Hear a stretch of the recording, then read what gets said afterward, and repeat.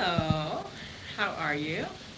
This is your free island girl coming to you today to talk about something that has been on my mind and was recently brought to my attention. And I actually wrote about it recently. I did a Facebook post yesterday, I think, early morning. And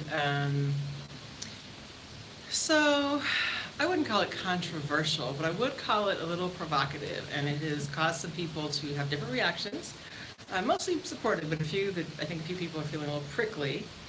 And so it has to do with the interaction I see between many of the white people, well, I can't say many, but a significant number of the white people I've seen here in the town where I live in the Dominican Republic, and also in other parts of the country. Excuse me.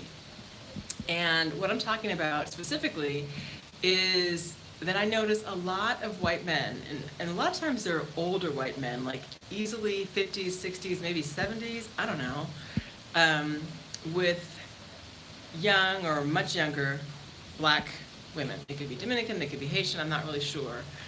And so I wrote about that, and it reminded me of things that I've read about historically in terms of the way that white people, Europeans primarily, came to other countries and did horrible things, massacred black people in millions. There was a king of Belgium called Leopold who went into the Congo because he wanted to focus on the interior of Africa, since a lot of other countries, and reaped lots of benefits there. Leopold went into the interior, down the Congo River, and massacred and maimed and raped and tortured under his administration. Millions, I think they estimated about 10 million Congolese were killed or maimed or just horribly tortured. It was just normal. Chopping off hands and all that for the ivory and for the rubber. And of course, to just make money. And they took tons of stuff back to Belgium. You can go to Belgium now museums and see this stuff. There's been a book about it. It's called King Leopold's Ghost. It's And so anyway, so I wrote this post. And not only did I mention this phenomenon I guess I've seen with the white men and black women, and I will say this, it's not unique to the DR. It happens all over the world. It certainly happens in other predominantly black or brown countries, but I'm here, and so I'm talking about what I see here. And I also don't know for sure that every time I see a couple that kind of fits that description, that it's something that's terrible going on, right? It could be a perfectly happy relationship. They could just be friends. They could be, I don't know, he could be learning Spanish from the woman, right? We don't know. But something is happening. Someone's doing something, because as I put in my post, there's a brothel I learned about here in Las Vegas, and maybe more than one, but there's one in particular that I learned about that evidently is run by a white Canadian person, a man, who, again, I learned, fancies himself, apparently, as he put it, to be the Hugh Hefner of the DR. And he specializes or features very young Dominican and Haitian girls, like I'm talking 13, 14, and I guess older women too. And I haven't seen the brothel specifically or been to it. I do know where it is generally. I know the street it's on, general vicinity. I'm super curious, but that's not okay. That's awful. And so I wonder about the people who are going there, paying whatever money they're paying, and what they're doing to these girls, and how they justify that, And the town where I am, Las Terrenas, it's called, is a very small town. I mean, it's a very small town.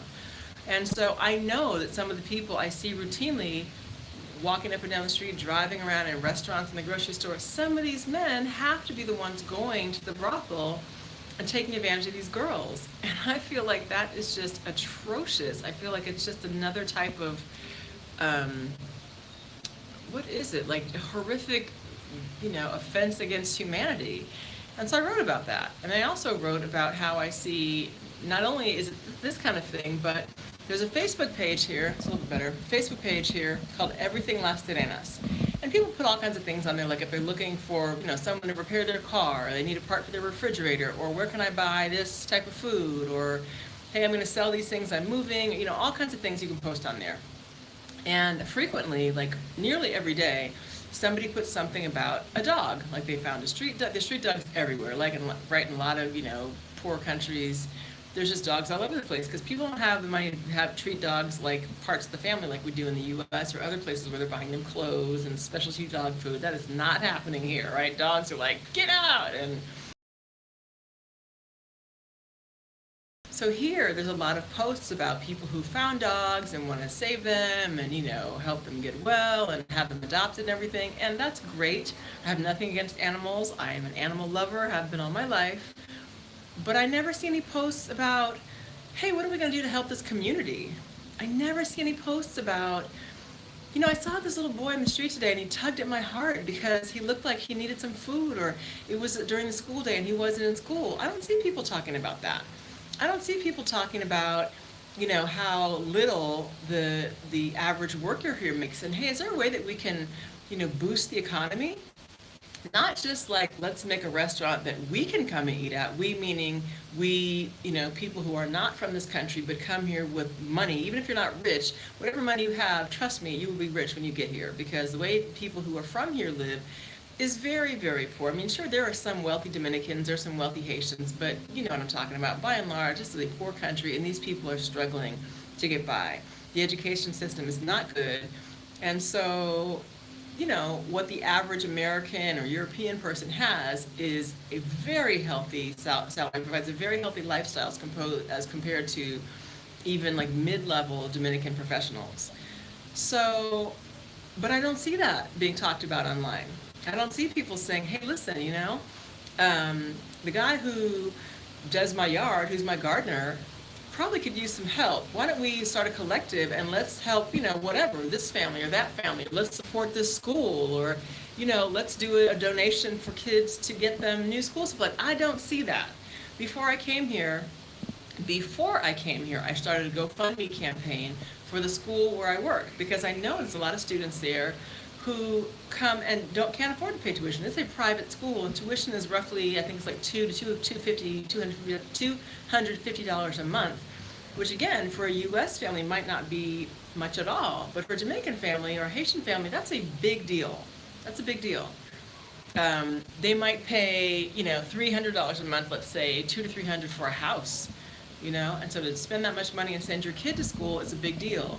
And so I made a point about that in my post, that I don't see those kinds of things online. That is not to say it doesn't happen. That is not to say that all of the people, the white people here, wherever they're from, are bad. But I'm just calling out some stuff like I see it.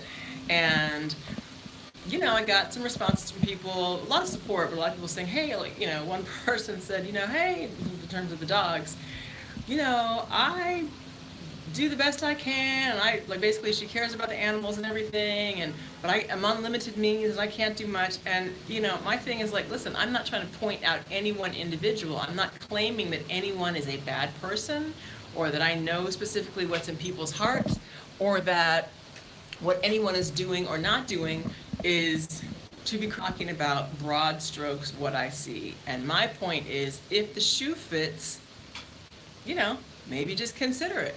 Maybe just consider it, right? And I can't, when I walk down the street and see people, an old man with a young woman together, I can't necessarily know what that relationship is like, but I know, how things go in a lot of places. And I also know, I've talked to quite a few Dominican women who tell me, oh yeah, absolutely, that women here will go with these men, and men too actually told me that, they are with these men for money, right? It's no secret. Come on, these men come with money. They want sex. These men probably could not have gotten women this beautiful at any point in their lives. Even, sorry, at the end of the day, I'm a little sweaty, so I'm kind of itchy, sorry. Women, pulled them, had the looks or the whatever to pull them in their prime. But now they have money. They got pensions, retirements, whatever. And so they have some money, and they can get these young girls who will take the money to help feed their families, not just themselves and maybe their children, but their mothers, their parents, whatever, and pay for the house. So I get it. But that's still not an acceptable relationship to me, because I feel like it's predicated upon an imbalance of power, a centuries-long, what am I trying to say? It's late, y'all. I've been working all day. Just the historic, inequitable distribution of wealth. There we go. That has plagued the world since time began, pretty much. And it tends to always be in favor of white people. And why is that so? Because usually white people set it up that way. And so to me, to say, well, you know, the girls are getting something out of it and they're doing it voluntarily because they get the money and it helps them. Excuse me, that's not voluntary. That is not voluntary. That is survival. That is survival. And when the only way that they can survive or feel like they're comfortable surviving is to do some deed with a man that otherwise they would have nothing to do with, and the man knows that, I feel like that's sordid, and that is taking advantage, and that is preying on someone's disadvantage to give yourself, you know, a benefit of pleasure at her expense. And I don't feel like that's okay. And if these people were in a different position, if they had, you know, better opportunity, more education, and all those kinds of things that a lot of the other people had the privilege of having for no other reason that they were born where they were born and they were raised where they were raised, as they look and, you know, from the countries they come from, it would not be that way. It would not be that way. And I just don't feel like I can sit by and say nothing. Now, I don't know if I can do anything else about it, but I thought at least I would speak about it. And now check out people around here, but I mean, I hope not. You know, I'm a mother, and I care about people in the world. As I said, I care about animals. I certainly care about people.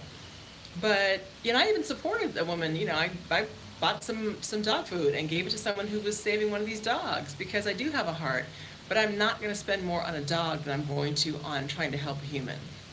It's just very simple to me. I don't feel like that's a controversial or an objectionable position to take. So I thought I would just post a little bit more on this channel. I've been waiting to, you know, I want to talk about, well, my day, whatever. I want to think about, you know, what's meaningful, what's really going on down here, because people think, oh, the DR, and they talk about beaches and stuff. Yeah, of course there's beaches, but there's a lot more going on, and I feel like a lot more of that stuff is important and needs to be talked about too. So I don't know what the answer is. It's very complex and layered, just like issues we have in the U.S. around race, and historically, you know, India, and how the British came in and just did horrible things in India and murdered people, and, you know, took Hong Kong, and, you know, like I said, lots of West Africa and all kinds of countries throughout the world have been occupied, and things were quote unquote acquired, which means stolen, taken, by often violent, criminal, heinous means. And it's still happening. You know, the French did horrible things to Haiti, and even though they got kicked out, the Haitians defeated them. The French made Haiti pay greatly, dearly for decades. And not so long ago, fairly recently, former President François Mitterrand of France said when he was in the Caribbean on a tour, oh yeah, we're going to pay Haiti back. It was like a $20 billion debt. It had been calculated to be about 20 billion with a B dollars that France had extorted from Haiti illegally after they got defeated. So Mitterrand said, yeah, we owe Haiti debt and we're going to pay it. And then he went to another country, another like island nation, and when he was questioned on that, he said, oh no, I just meant like, you know, the moral debt. We'll give them an apology. They don't need no fucking apology. They need the money. People talk about, oh, Haiti's so poor, Haiti's so poor. Haiti's so poor because initially they got taken. People came, France, England, Spain, all of them came and took everything Haiti had, or they tried to, and the Haitians said, I don't think so, and kicked their butts. And then the French, you know, extorted money, forced the Haitians to either pay an incredible tax, essentially illegal tax, or rip up, destroy the roads and the hospitals and things like that. And so that's how come Haiti, that's initially why Haiti got to be so poor. Now, was there corruption among the Haitians, some of the Haitian leaders? Yes. Just like there's corruption in the US and in France and every place else. But Haiti's not just poor because Haitians can't get their act together. That's not true. And furthermore, who has their act together to point their finger at Haiti, right? The United States is a mess. The UK's, I mean, every country's got its issues. So anyway, I'll end it with that. But I wanted to talk today about some things I thought were pretty significant. And this deal of a brothel, that's just a horrible, unspeakable kind of a thing to have going on. And people that advertise it, these men who then you see at the beach playing with their kids probably are up there screwing little black girls. Problem, people. It's not just paradise down here. I don't think that's paradise. I can't lay on the beach and then act like I don't know.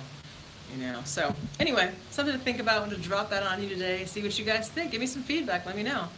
Have you had experiences like that when you traveled? What have you thought? What have you, what would you think of as the solutions? And people have mentioned, start a nonprofit and educate the girls and, empower the women. I think that's great, and I think that's an option, a wonderful option to do. So curious to know who's interested, how that would work, and I don't know. Just wanted to share it. All right, you guys have a great day. I'll talk to you later. Bye. Oop.